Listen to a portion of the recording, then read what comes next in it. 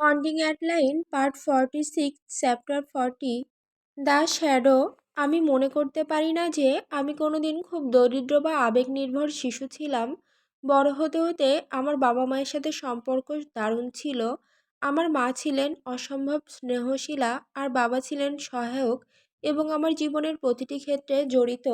কিন্তু আমি সবসময় স্বাভাবিকভাবে স্বনির্ভর ছিলাম। কোনো সাহায্য ছাড়া আমি নিজের কাজ নিজে করতে দৃঢ়প্রতিজ্ঞ। আর আমার বাবা মা যেহেতু আমাকে ভালোবাসা আর যত্নে ভরিয়ে দিতেন, তাই সেটা আমার খুঁজে বের করার কোনো প্রয়োজনও ছিল না। কিন্তু এখন আর সেটা বলতে পারি না। অ্যাডির মুখ হাঁ করে খোলা, মুখ থেকে লালা গড়িয়ে পড়ছে। সে নরম স্বরে ঘুমোচ্ছে আর আমি এখনও তাকে এই নিয়ে মজা করার সুযোগ পাইনি। সে হয়তো রেগে যাবে, এই ভাবনায় আমি হেসে ফেলি। তার এলোমেলো অবস্থা সত্ত্বেও আমার যৌন উত্তেজনা চরমে। এই ডাইনি সাদা রেশমের পাতলা সেট পরে ঘুমোতে গেছে আর আমি ধীরে ধীরে চাদর সরাতেই হাঁটুতে ভেঙে পড়ার মতো অবস্থা হয়েছিল। আমার ছোট্ট ইঁদুরটা কি এটা আমার জন্যই পড়েছিল? আমি হাত বাড়িয়ে তার উরুর বরাবর আঙুল বুলিয়ে দেই। তার ত্বক কাটার মতো দাঁড়িয়ে ওঠা দেখি। সে নড়ে ওঠে, ঘুমের মধ্যেই নরম আওয়াজে করুণভাবে গুঙিয়ে ওঠে। ও জেগে উঠে যদি আমার অবস্থা ভেতরে পাই, কেমন অনুভব করবে। আমি ওর অন্তর্বাসের ফিতেতে আঙুল ছুঁতেই সে আবার নড়ে ওঠে। সাধারণত সে সহজেই জেগে ওঠে। অ্যাডি আমাকে মেনে নিলেও আমি বোকা নই। আমি জানি এখন আমি তাকে অস্বস্তিতে ফেলি, যার মানে সে কিছু মদ খেয়েছে। হেসে আমি জুতো খুলে ফেলি এবং সারা রাত ধরে পড়ে থাকা দম আটকানো স্যুট খুলে ফেলি। স্টেশনে যাওয়ার পর ওরা ড্যানকে আলাদা ঘরে নিয়ে গিয়েছিল আর আমাকে ছেড়ে দিয়েছিল। আমি সোজা এখানে চলে আসি, শরীর ভরে থাকা অ্যাডির ভেতরে নিজেকে ঢুকিয়ে ফেলার অস্থির তাড়নায়। সম্পূর্ণ নগ্ন হয়ে আমি অ্যাডির পাশে বিছানায় শুয়ে পড়ি, তার দেহটাকে নিজের বুকে জড়িয়ে নেই। তার চোখ দপদপ করে ওঠে, সে জ্ঞান ফিরে পায়। তার চোখ আমার মুখের দিকে যেতেই সামান্য বড় হয়ে যায়। আমি চাইলেও ও ঘুমিয়ে থাকতে থাকতে ওকে পেয়ে যেতে পারতাম, কিন্তু সেটা আমি তখন করব যখন অ্যাডি তার ভালোবাসার কথা স্বীকার করবে আর আমার ভালোবাসাকে সম্পূর্ণভাবে গ্রহণ করবে। যখন আমি কোনো লড়াই ছাড়াই ওকে নিতে পারবো। যদিও অ্যাডির ভেতরে কোনো অংশ আমাকে সবসময় প্রতিরোধ করবে। যদিও আমি অ্যাডির অনুমতি ছাড়া একাধিকবার তার সুবিধা নিয়েছি, অন্তত যখন সে জেগেছিল, সচেতন ছিল আর আমি তার শরীরের প্রতিক্রিয়া দেখতে পেরেছি। এটা সঠিক করে না, কিন্তু তার শরীর সবসময় আমাকে চেয়েছে। আর যদি কখনো না চাইতো, আমি ছুতামও না যতক্ষণ না ওর শরীর চাই। তুমি কেন আমার বিছানায় বসে আমার দিকে ভূতের মতো তাকিয়ে আছো? সে ঘুম জড়ানো কণ্ঠে জিজ্ঞাসা করে। আমি হেসে উঠি। আমাদের তো আগেই ঠিক হয়েছে আমি একটা ভূত। হয়েছে, তাও তুমি কখনো এটা করে যাচ্ছ? তুমি চাইলে কি আমি থামবো? আমি জিজ্ঞাসা করি, তার পশ্চাৎদেশে হাত রাখি। সে তীক্ষ্ণ শ্বাস নেয়। এখন অনেক বেশি জেগে ওঠা আর সতর্ক মনে হয় যখন আমি তার নরম অংশে মুঠোয় ধরি। না, সে ধীরে স্বীকার করে। এতটুকু স্বীকার করার সময় সে এত ছোট আর অসহায় দেখায় যে আমি চুপ করে যাই। সে আঙুল দিয়ে আমার বুকে ট্যাটুগুলোতে আঁচড় কাটতে থাকে। আমার চোখ এড়িয়ে থাকে। এগুলো কি কোনো অর্থ বহন করে? সে আস্তে জিজ্ঞাসা করে। না, আমি উত্তর দেই। আমি এগুলো নিয়েছি কারণ এগুলো আমার ভালো লাগে। কোনো অর্থবহ কিছু থাকলে আমি সেটা নিজের দখলে রাখতে পছন্দ করি। সে ভ্রু কুঁচকে তাকায়। কেন? আমি ভাবতাম তোমার শরীরই হবে অর্থবহ কিছু রাখার স্থান। এটা তো সবসময় তোমার সাথে থাকে। আমি কাঁধ উঁচু করি। আমার শরীর হলো আমার আত্মার বাসস্থান, এমন এক খোলস যেটা একদিন ছেড়ে যেতে হবে। আর সেদিন সেটা হবে। সেদিন এই খোলস ছেড়ে দিতে আমার কোনো আক্ষেপ থাকবে না। আমি শরীর বহন করি কারণ আমাকে করতে হয়। এটা আমার ইচ্ছাই নয়, কিন্তু যখন আমি অর্থবহ কিছু নিজের দখলে রাখি, সেটা আমি ইচ্ছাই করি। ত্বকের নিচে অর্থবহ কিছু থাকা সহজ, কিন্তু হারানোর ভয় থাকা সত্ত্বেও কোনো কিছুকে আঁকড়ে ধরা, সেটা এক ধরনের অঙ্গীকার। সে চোখ নামিয়ে নেয়, আমার কথাগুলো ভেবে দেখছে। আমি তার থুতনির নিচে আঙুল গলিয়ে তার চোখ আবার নিজের চোখে ফিরিয়ে আনি। তার চোখ আমার শ্বাসরোধ করে দেয়। মৃত্যুর প্রান্তে দাঁড়িয়ে থাকার আনন্দ আমাকে সবসময় আকর্ষণ করে। তার বড় চকচকে বাদামি চোখগুলো আমার দিকে স্থির হয় আর আমি ওকে গ্রাস করে ফেলতে চাই। আমি সবসময় তোমাকে নিজের করে রাখবো, ছোট্ট ইঁদুর।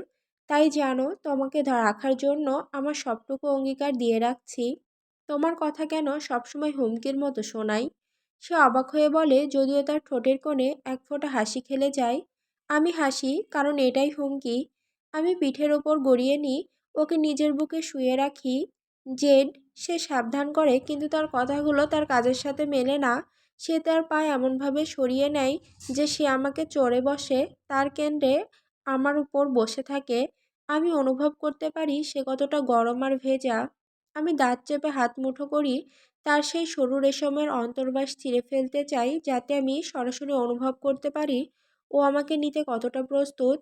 অ্যাডলাইন, আমি পুনরাবৃত্তি করি। তার হালকা বাদামি চোখ অন্ধকারে হলেও আমি প্রভাব অনুভব করি। সে আমার উপর ঝুঁকে থাকে, তার কোমল দেহ আমার সাথে মিশে থাকে। আমি শপথ করে বলতে পারি, তার নিতম্বে লুকানো টান অনুভব করতে পারি। সে তার নিজের অংশ আমার উপর ঘষছে না, চাওয়ার লড়াই করছে। কি? সে ফিসফিস করে, ভান করে যেন কিছু বোঝে না। আমার উপর বসো, এখনই। তার নিঃশ্বাস কেঁপে ওঠে। তার বুক আমার সাথে চেপে থাকা অবস্থায় বুঝতে পারি তার হৃদস্পন্দন এত দ্রুত হচ্ছে। তার না আমার। তার ভেতরে দ্বন্দ্ব স্পষ্ট, সিদ্ধান্তহীনতা ছড়িয়ে পড়ছে। শেষমেশ সে উঠে বসে। তার দেহ চাঁদের আলো আর অন্ধকারে ঢেকে এক অপূর্ব দৃশ্য তৈরি করে। তার সৌন্দর্য এত তীব্র যে আমার দেহ ছাই হয়ে যায়। সে নিজের পেট বরাবর হাত নামিয়ে আঙুল দিয়ে অন্তর্বাসের কিনার ছুঁয়ে যায়। অ্যাডি, আমি দাঁত চেপে গর্জাই। আমার হাত তার উরুতে উঠে গিয়ে তার নিতম্বের ঠিক উপরে থামে। আমি দুর্বল, তাকে স্পর্শ করার ইচ্ছাকে থামাতে পারি না। হ্যাঁ জেড। তার গলা ফিসফিসে, কামনার ভারে ভেজা। আমি রাগে নড়ে উঠি। সে খারাপভাবে হাসে। অবশেষে সে অন্তর্বাস পাশে সরিয়ে তার নিচের অংশ নগ্ন করে। আমি কোমর দুলতে গেলে সে সরিয়ে নেয়, ঠিক নাগালের বাইরে। তুমি যদি 5 সেকেন্ডের মধ্যে না শান্ত হও বেবি। সে আমাকে বেবি ডাকায়। আমি এত অবাক হই যে সব হুমকি উবে যায়। এখন আমি চাই ওকে উপর করে বিছানায় চেপে ধরে এমনভাবে তাকে নিতে যাতে ওর শরীর থেকে আত্মা বেরিয়ে আসে। এর আগেই সে তার কোমর নামিয়ে দেয়। আমি গর্জন করি ওর ভেতরে প্রবেশ করার সাথে সাথে। তারপর যা হয় তা এক আয়নাবিহীন নরকের রঙিন সঙ্গীত। আমি ওকে হলওয়েতে পৌঁছাতে দিই, তারপরে ওকে তুলে নিই। ওর নখের আঁচড়ে আমার হাতে ব্যথা পেতে পেতে মজা পাই। প্রিয় একটা পুরনো স্মৃতি আবার মনে করতে চাইছো, দুষ্টু মেয়ে? ও গর্জন করে উত্তর দেয়, বাতাসে পা ছুঁড়ে মারে। আমি প্রায় দৌড়ে সানরুমে ঢুকে পড়ি। সেই রুমের সৌন্দর্য আমার চোখে পড়ে না যখন আমার সবচেয়ে মূল্যবান উপহারটা আমার বাহুতে ধরা থাকে। আমি হাঁটু গেড়ে বসে ওকে ঘুরিয়ে নিই, হাসতে হাসতে। যখন ও লড়াই করে, চেনা মনে হচ্ছে। জেড, ও রেগে গিয়ে চিৎকার করে, কিন্তু আমি ওকে এক মুহূর্তের জন্য স্থির হতে দিই না। কয়েক সেকেন্ডের মধ্যে ও পিঠের ওপর শুয়ে পড়ে, বড় বড় চোখে আমার দিকে তাকায়। কোন তারাগুলো তোমার বেশি পছন্দ বলো? উপরেরগুলো নাকি যেগুলো আমি তোমাকে দেখাই? তারপর আমি ওর ভেতরে প্রবেশ করি। আমাদের দুজনের কাউকেই প্রস্তুত হওয়ার সময় না দিয়ে ও চিৎকার করে ওঠে, পিঠ বাঁকিয়ে ওঠে আর নখ দিয়ে আমার বাহুতে আঁচড় কাটে। ঈশ্বর ফা! ওর কথা শেষ হয় না, আমার আরেকটা ধাক্কায় ওর মুখ দিয়ে বেরিয়ে আসে আরেকটা করুণ আর্তনাদ। আমি কেঁপে উঠি, সমস্ত নিয়ন্ত্রণ হারিয়ে ওকে এত জোরে তীব্রভাবে নিতে থাকি যে আমাকে ওকে নিজের দিকে টেনে আনতে হয় বারবার। তীক্ষ্ণ চিৎকারে বাতাস কেঁপে ওঠে। এমন একটা মুহূর্ত আসে যখন শব্দের তীব্রতা এত বেশি হয় যে মনে হয় আমি ওর ভেতরে কিছু ভেঙে ফেলেছি। কিন্তু তারপর ওর নিচের অংশ আমার চারপাশে শক্ত করে আঁকড়ে ধরে, আমাকে প্রায় নড়তে না দিয়ে ও আমার উপর উত্তেজনার তুফান বইয়ে দেয়। ওর শরীর কাঁপতে থাকে, ওর মুখ দিয়ে আমার নাম বেরিয়ে আসে, কিন্তু আমি থামতে পারি না। আমাদের ত্বকের আঘাতের শব্দ আর ওর অস্পষ্ট শব্দ চারপাশের জানালায় প্রতিধ্বনিত হতে থাকে যখন আমি ওকে নিতেই থাকি। ওর ছোট গলা আমি হাত দিয়ে চেপে ধরি যতক্ষণ না ও একটাও শব্দ করতে পারে না। ওর এক হাত আমার বাহু আঁকড়ে ধরে, রক্তাক্ত অর্ধচন্দ্রকার দাগ কেটে দেয়, অক্সিজেনের জন্য লড়াই করে।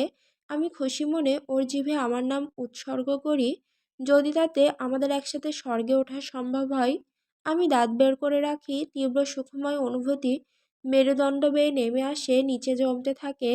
চূড়ান্ত বিস্ফোরণের আগে অনুভব করি পার্সন্স ম্যানর হয়তো চিরকাল এমন একটি বাড়ি হবে যেখানে আগুন লেগে সব শেষ হবে। আরেকবার দাও আমাকে বেবি, আমি বলি, অন্য হাত দিয়ে ওকে স্পর্শ করি। ওর মুখ লাল থেকে গাঢ় লাল হয়ে যায় যখন ও আবার শিখরে পৌঁছে যায়। আমি ওর গলা ছেড়ে দিই। অক্সিজেনের অভাবে মাথা ঘুরে যাওয়ার সাথে সাথে ওর উত্তেজনা ওকে এমনভাবে কাঁপিয়ে তোলে যে ওর পিঠ পুরো মেঝে থেকে উপরে উঠে আসে। পাগলের মতো আমাকে আঁকড়ে ধরে আর আঁচড়ের দাগ তৈরি করতে থাকে আমার ত্বকে। আমি দাঁত আঁকড়ে বসে যাই, ওর দেহটাকে নিজের সাথে টেনে নেই যতক্ষণ না আমি হাঁটু গেড়ে বসে ওর পা আমার কোমরের চারপাশে শক্ত করে জড়িয়ে নিই। ওর নিজের দেহ আমার উপর ঘষে, নিজের উত্তেজনার ঢেউয়ে আমাকে ওর সাথে টেনে নিয়ে যায়। আমি গর্জন করে বেরিয়ে আসি, ওকে নিজের বুকে এমনভাবে চেপে ধরি যে আমরা দুজনেই ক্ষুদ্র টালমাটাল নড়াচড়ার মধ্যে আটকে যাই, একে অপরের সঙ্গে মিশে যাই।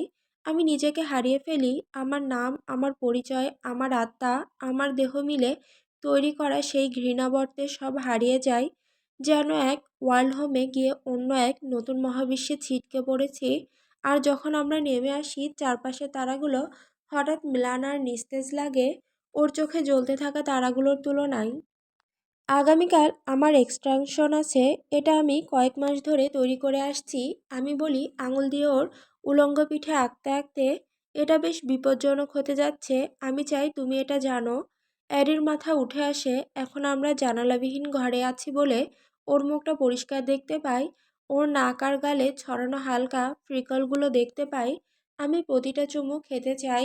আমি ওকে এত তীব্রভাবে নিই যে আমরা দুজন দুজনের পরে ভেঙে পড়ি, আর তারপর থেকে আর উঠতে ইচ্ছে করে না। এটা কি সেই রিচুয়ালের জন্য? আমি মাথা নাড়ি আর ওকে আমার রাতের গল্প বলি। ও সেই ভয়াবহ ডিনার পার্টির কথা জানতো। আর যখন ওকে বলি সব ঠিক হয়েছে, ওর মুখ স্বস্তিতে নরম হয়ে যায়। আমি বুঝতে পারি না মানুষ আসলেই এমন করে। মানুষ আসলেই এসে বসে ওই টেবিলে যেন লবস্টার খেতে এসেছে। হ্যাঁ, আমি আসতে বলি। আমি ঠোঁট কামড়াই, মুখে দুষ্টু হাসি ফুটে ওঠে যেটা আমি বলতে যাচ্ছি ভেবে। ও অ্যাপেনাচিস্টে মাথা রেখে বসতেই বলি, যে ছোট্ট মেয়েটিকে আমি বাঁচিয়েছি সারা, সে আমাকে জিজ্ঞেস করেছিল আমি কি ওর বাবা হব। অ্যাডির মাথা এমন জোরে উঠে আসে যে মনে হয় ওর গলা ভেঙে যাবে। সাবধান, তুমি যদি মারা যাও এই দুনিয়া বিপদে পড়বে। ওর মুখ হা হয়ে যায়। তুমি কি বলেছিলে? আমি কাঁধ উঁচু করি। বলা হয়ে ওঠেনি আসলে। ওকে যেতে হয়েছিল আর আমাকে নকল গ্রেপ্তার হতে হয়েছিল। না হলে ড্যানার সোসাইটি রেইডটাকে বেশি সুবিধাজনক বলে ধরে নিত। ভাগ্য ভালো ড্যানের আগের এক চার্জের ওপর ভিত্তি করে অভিনয় করতে পেরেছিলাম। ও চোখ পিটপিট করে। তুমি কি করবে? মানে ওকে দত্তক নেবে? আমি হাত তুলে ওর মুখের ওপর থেকে একগোছা চুল সরিয়ে কানের পেছনে গুজে দিই। ও কাঁপন লুকানোর চেষ্টা করে, কিন্তু আমাদের দেহ এত কাছাকাছি যে লুকানো সম্ভব হয় না। তোমার অনুমতি ছাড়া আমি কিছুই করব না। কিন্তু হ্যাঁ, আমি দত্তক নিতাম। ও গিলে ফেলে। তুমি কেন আমার অনুমতি চাও? তুমি ভাবো আমি তোমাকে শুধু একটু মজা করার জন্য পিছু নিয়েছিলাম? না বেবি, এটা তুমি আর আমি চিরকাল। তার মানে আমি যদি বাবা হই তবে তুমি মা হবে। ওর চোখ বড় হয়ে যায়। ওর চোখের ভিতর আতঙ্কের ঝলক দেখি। আমি ওর থুতনির নিচে আঙুল গলিয়ে ওর ঠোঁটে ছোট চুমু খাই। এখন এটা নিয়ে ভাবো না। সারা নিরাপদে আছে। আর এখন ওর ট্রমা আর মানসিক স্বাস্থ্যের যত্ন নেওয়াটাই বেশি জরুরি। ও মাথা নাড়ে, কিন্তু আমি ওর লিগারিং দৃষ্টি মিস করি না। এরপরও আবার আমার বুকে মাথা রাখে।